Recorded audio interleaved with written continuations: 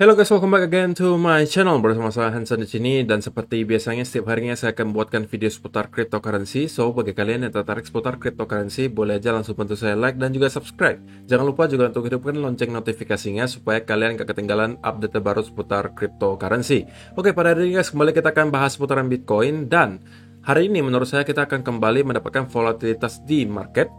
Saya akan jelaskan kenapa, dan juga hari ini kita akan membahas apa sih kira-kira yang harus kita lakukan untuk planning for the worst case scenario. Karena kan beberapa video sebelumnya sering saya sebutkan bahwa guys, kita harus hope for the best tetapi juga plan for the worst. Tapi step by step plan for the worst-nya itu seperti apa? Nah, akan kita bahas di video kali ini. So, jangan sampai ketinggalan, stay tune terus sampai akhir video dan kita akan mulai videonya sekarang. Let's go. Nah, seperti biasa guys, kita akan mulai dari CoinMarketCap terlebih dahulu. Pada hari ini secara global market cap crypto berada di angka 1,8 triliun dolar atau turun sekitar 0,37%. Nah, Bitcoin sendiri berada di angka 40.800-an, Ethereum 2.665, BNB 387, XRP 0,75, Terra Luna 96 dolar, Cardano 0,82, Solana 85 dolar, dan Avalanche ada di urutan ke-10 dengan harga 75,57 dolar. So, per hari ini kita melihat market dalam keadaan yang mix.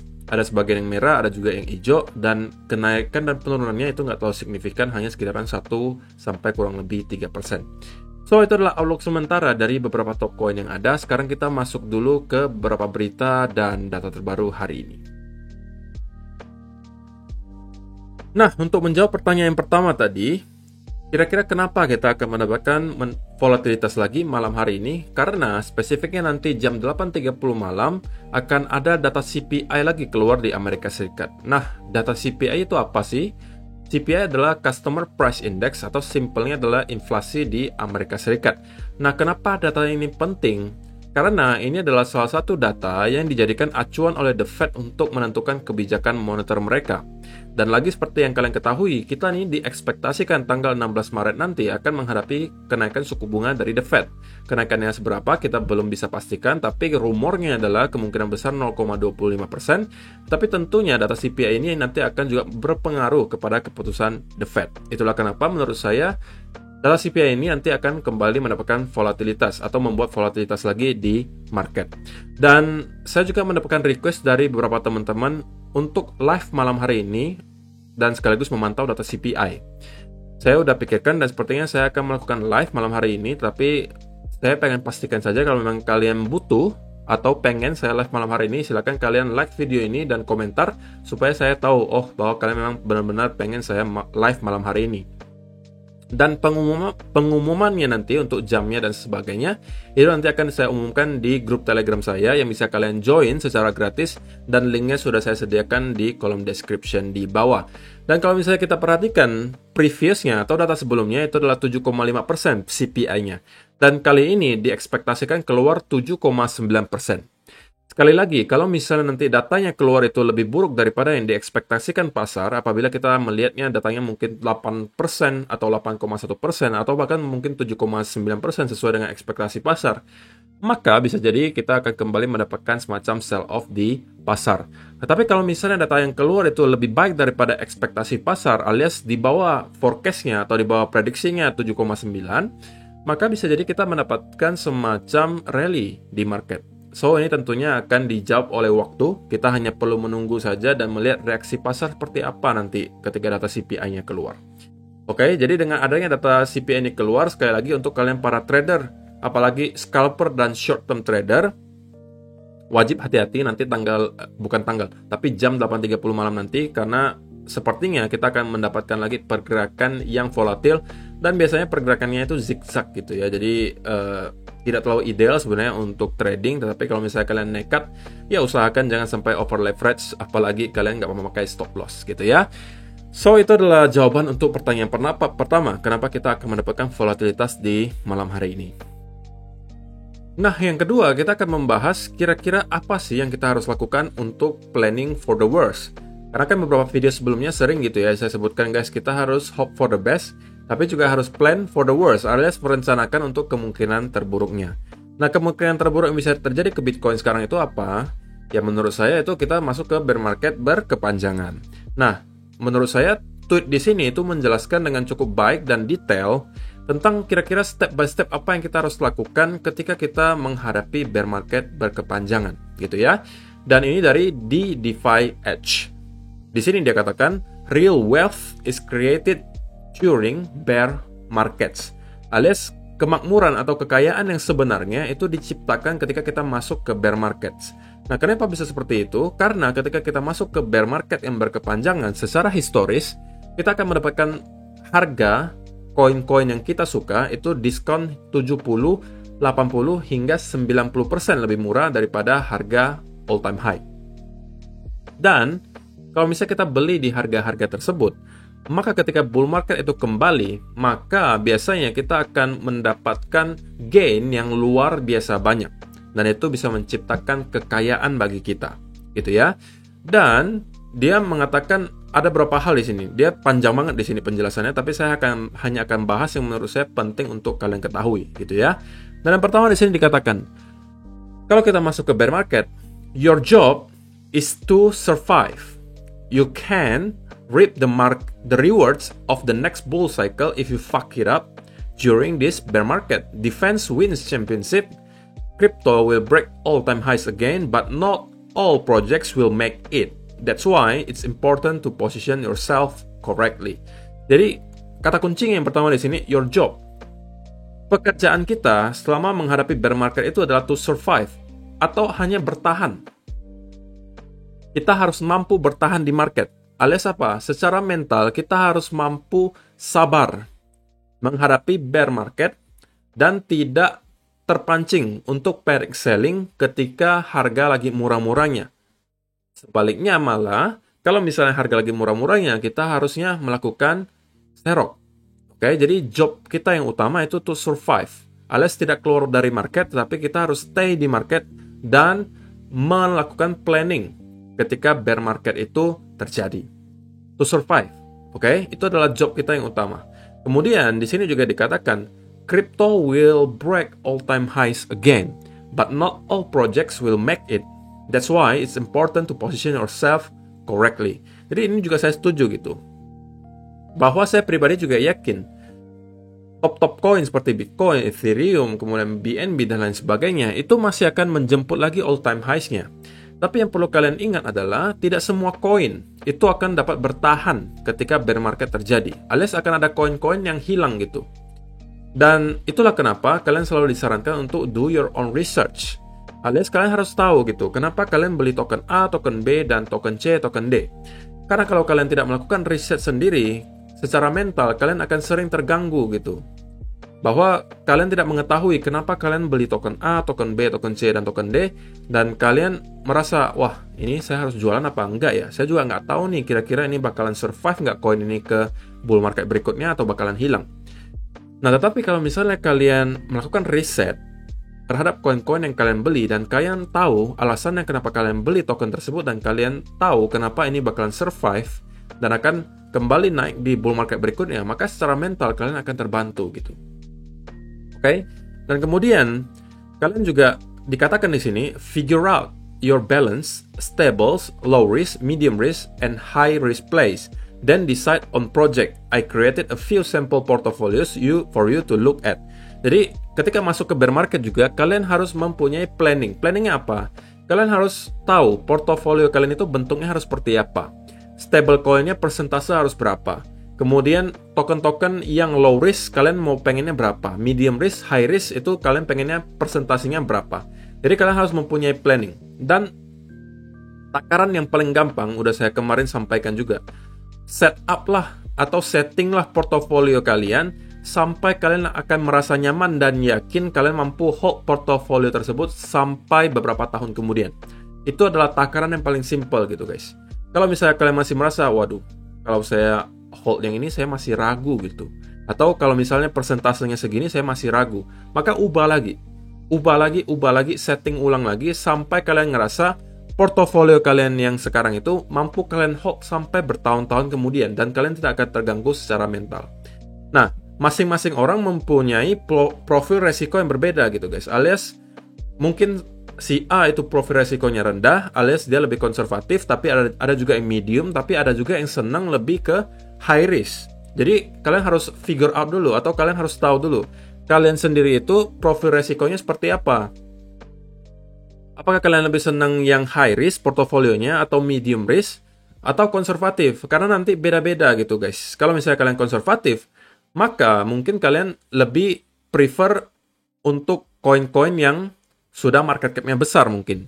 Mungkin Bitcoin, BNB, Ethereum, dan sebagian mungkin kalian taruh di stablecoin. Dan ini adalah contoh-contoh yang dia kasih kalau misalnya kalian pengen membentuk portofolio. Ini contoh dari dia guys ya. Disclaimer on, ini bukan financial advice, jadi kalian tidak perlu mengikuti yang ada di sini.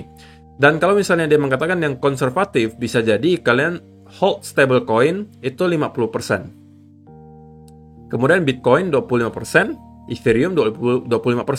Dan menurut saya ini adalah salah satu tipikal portofolio yang sangat konservatif atau yang sangat aman lah gitu, main aman aja.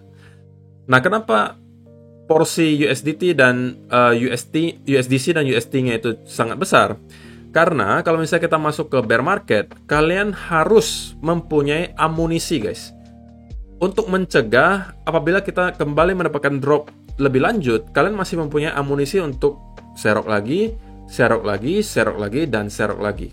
Kalau kalian langsung all in, dan ternyata harganya drop lagi sebesar 40-50%, ya maka kalian akan menghilangkan kesempatan kalian untuk mendapatkan harga yang lebih murah.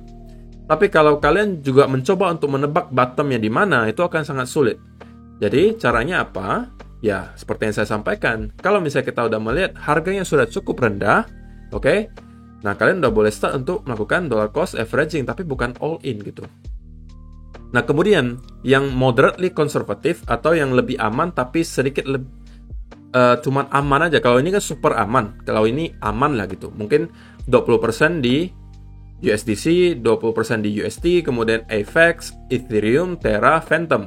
Jadi ini adalah yang tipikal kalau kalian nggak suka Bitcoin tapi pengennya semua altcoin sekaligus stablecoin. Dan ini adalah juga yang moderate dan ada juga yang Bitcoin Maxi. Bitcoin Maxi ya 100% semuanya dihajar ke Bitcoin gitu ya. Yang saya rasa kalau misalnya kita mempunyai modal yang tidak terlalu besar, kita jadi seorang Bitcoin Maxi itu nggak akan terlalu bermanfaat buat saya. Kenapa? Karena menurut saya Bitcoin itu gain-nya itu bakalan terbatas gitu guys. Oke? Tidak lagi segila waktu mungkin di tahun 2013, 2012 ketika itu market cap-nya masih kecil, mungkin kita bisa menghasilkan sampai ribuan persen atau puluhan ribu persen di Bitcoin. Tapi kalau market cap-nya sekarang udah sangat besar, mungkin kita masih bisa mendapatkan gain 10x gitu ya, tetapi kan itu waktunya sangat panjang. Dan kalau kita hanya mempunyai modal yang pas-pasan dan kita menjadi seorang Bitcoin Maxi, ya kita bisa cuan, tapi cuannya nggak bakalan berasa banget gitu. Jadi kalau saya pribadi, menurut saya kalau uangnya nggak terlalu banyak, modal kita nggak terlalu banyak, ya kita harus mempunyai altcoin lah at least. Kalau misalnya kalian memang masih pengen punya Bitcoin, kalian juga harus punya altcoin gitu. Jangan sampai kalian semua masukin ke Bitcoin, karena ya kalau cuma Bitcoin doang, kalian bisa mendapatkan cuan, tapi cuannya harusnya nggak seberapa. Anggap saja kalian bisa cuan 300% dari Bitcoin. Mungkin kita bear market anggap aja ke 20.000, kemudian kita all time high berikutnya 100.000 misalnya. Ya kalian dapat 5x. Kalau misalnya kalian punya modal 10 juta, 5 kali lipat ya cuman dapat 50 juta gitu.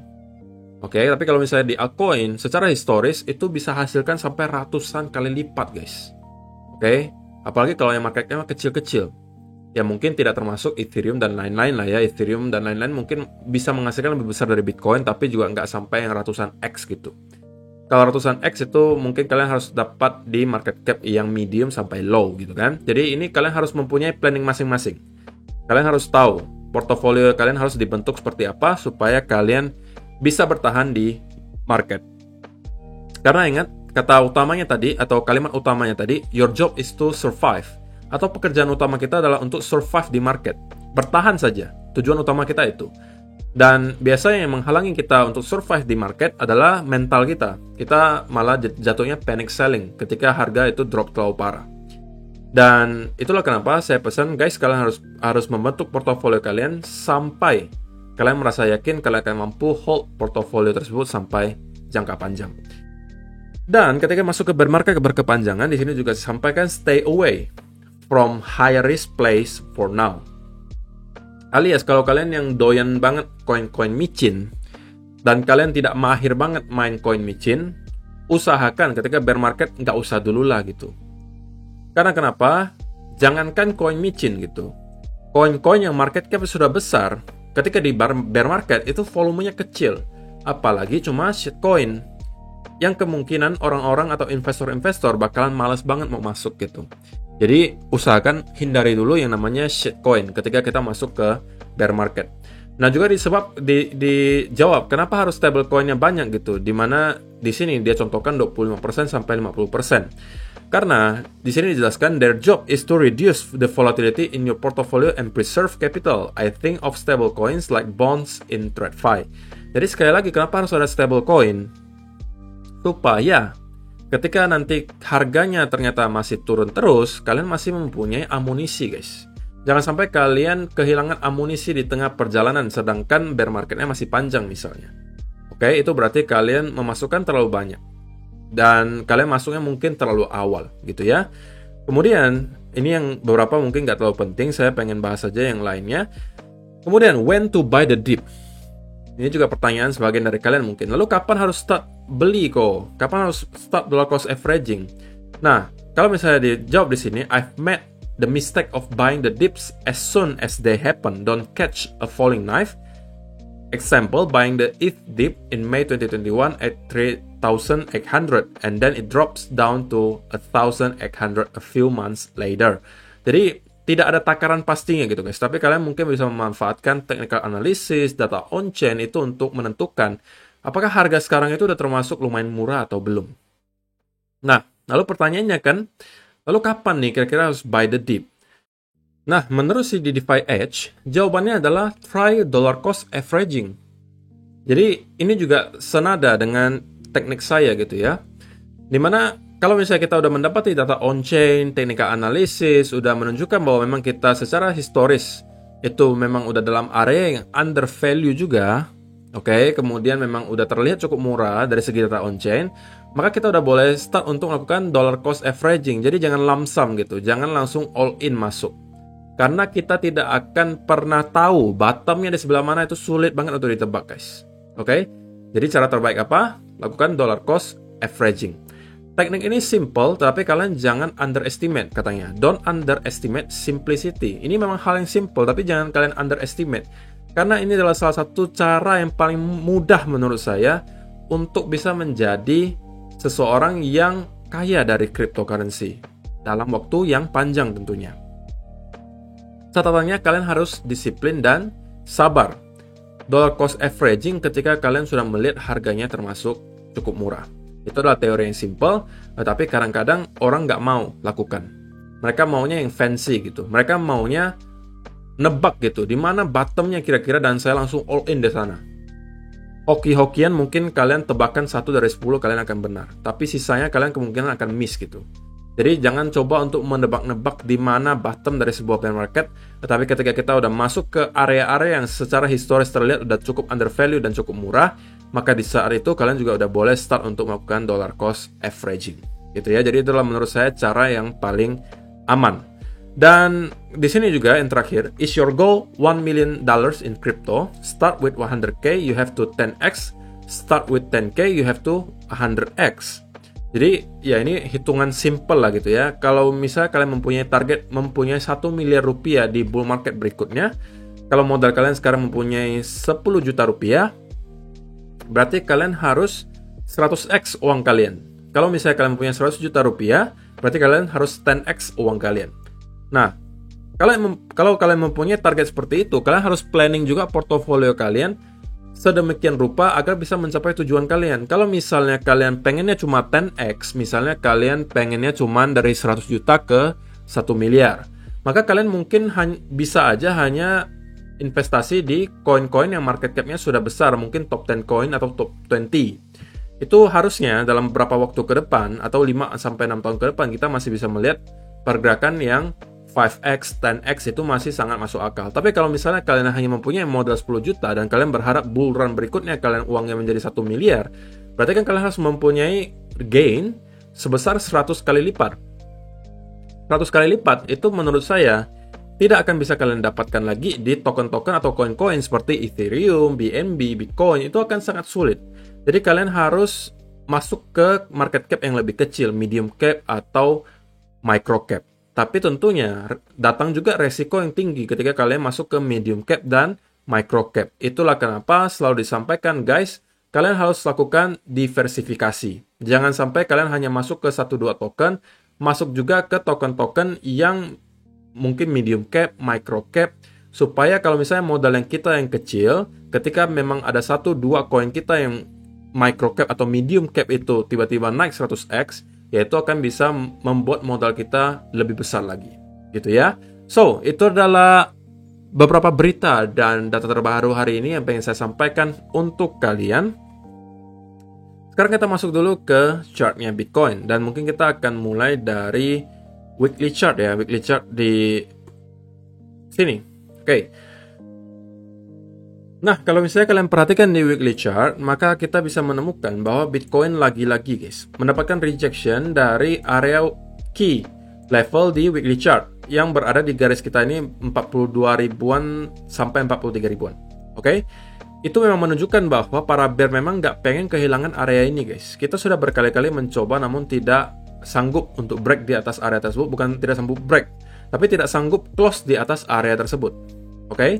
Dan sekali lagi kita ditunjukkan bahwa memang para bear itu nggak pengen kehilangan area ini. Dan terlihat pressure bearish itu masih terlihat cukup tinggi. Dan juga tentunya dengan adanya penurunan seperti ini akan memicu lagi semacam mungkin panic selling. Kenapa? Karena tentunya orang-orang takut juga bahwa nanti data CPI-nya keluar itu akan tidak sesuai ekspektasi. Gitu ya. Jadi kalau misalnya kalian perhatikan di time frame yang lebih kecil, kali ini kita juga mendapatkan sell off yang juga lumayan banget. Gitu. Secara price action ini juga tidak terlihat terlalu baik, walaupun sekarang kita berada di area major support, tetapi so far kita belum mendapatkan adanya indikasi perlawanan dari para bull. Yang ada kita hanya mendapatkan sell off disertai dengan volume yang cukup meningkat, oke? Dan itu tidak terlihat baik untuk Bitcoin. Nah, kalau misalnya kita sampai mampu lagi break di bawah 40.000, menurut saya minimal kita akan kembali nge-retest ke sekitaran area 37.000. Dan kalau misalnya 37.000 tidak mampu menahan, maka next-nya itu akan ada sekitaran 34.000. Dan kalau kita kembali revisit ke area ini, menurut saya itu bukan indikasi yang terlalu baik, karena kita udah 3 kali nih guys, nge-retest area ini. Dan semakin lama, semakin sering kita gedor support di sini, maka semakin lemah supportnya. Dan bisa jadi kali ini kita akan breakdown dan menuju ke next area major support di sekitaran 30.000. Untuk short term, menurut saya pribadi sekarang adalah no trade zone. Saya akan lebih memilih untuk wait and see terlebih dahulu, karena selain patternnya tidak terlalu jelas bagi saya, kedua, malam hari ini akan ada data CPI yang keluar yang bisa mengocok-ngocok market. So, saya akan lebih memilih untuk menunggu terlebih dahulu pattern yang lebih jelas berikutnya muncul, gitu ya. So, stay safe guys. Kalau misalnya kalian memang ada trading hari ini, usahakan secepatnya untuk menggeser stop loss kalian ke arah entry. Dan jangan sampai kalian tidak memakai stop loss. Gitu ya, itu pesan saya untuk hari ini. Dan untuk teknik analisis, saya rasa hari ini tidak akan terlalu penting. Karena, kenapa? Karena ini semuanya nanti akan bergantung ke data CPI-nya dulu. Oke, baru dari saat itu mungkin kita bisa mendapatkan pattern yang lebih jelas dari market. Dan kita mungkin bisa melakukan analisa dari sana. Oke, so itu aja sih untuk hari ini guys. Terima kasih yang sudah menonton sampai selesai. Semoga bermanfaat video hari ini. Dan kita akan bertemu lagi di video yang berikutnya. Bye-bye.